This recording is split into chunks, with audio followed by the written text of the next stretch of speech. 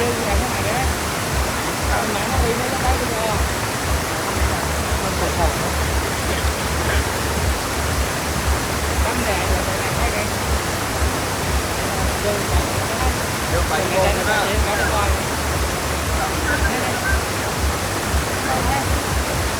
Nó đủ này. Mặt Nó trái cả cắm. nó chứ.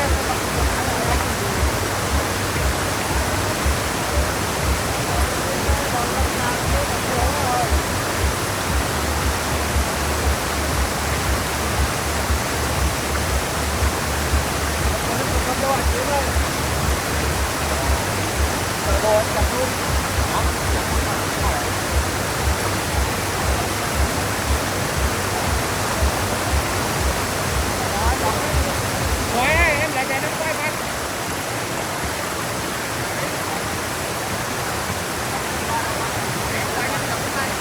Hôm nay ngày này mốt để dưới đất rồi.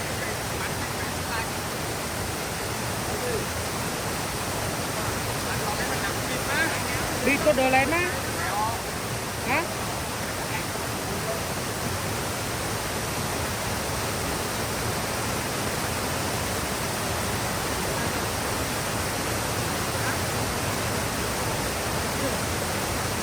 Cái dạy khỏi mày ơi. Đào ra đây, đào ra đây.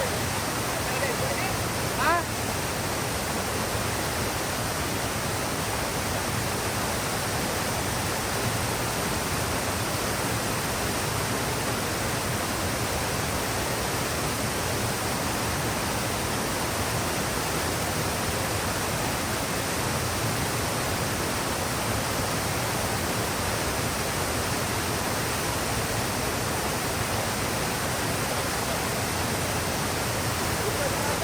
Anh dạy đi.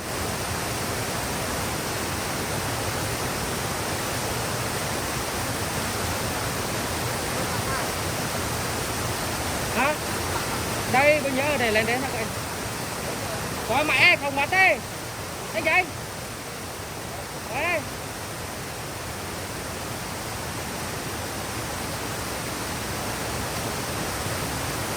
Gọi dâm này mày ơi. Có cái mày ra nhé. Để con